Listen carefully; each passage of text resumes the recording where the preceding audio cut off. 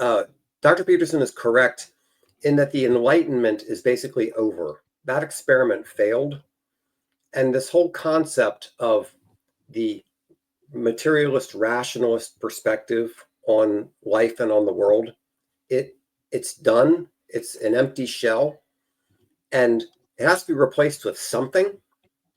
And what Dr. Peterson is explaining is kind of a framework, a something that could replace it. As this is a structure that's much more sound. You had the Enlightenment idea, and that was kind of the idea that we observe and we see all these facts, and now we have these objective facts coming into our mind, and we can discover truth that way. That experiment failed. That's just wrong.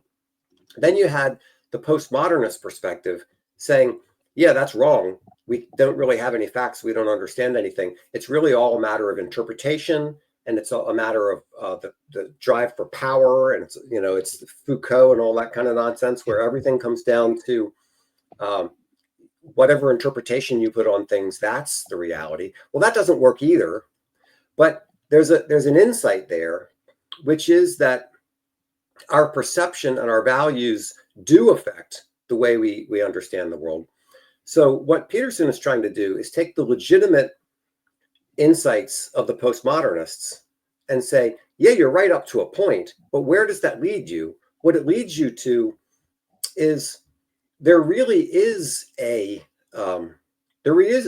fundamental morality out there. There is a logos. There is something that's guiding and directing our perceptions in a correct direction. We need to get in touch with that. We need to get in tune with that.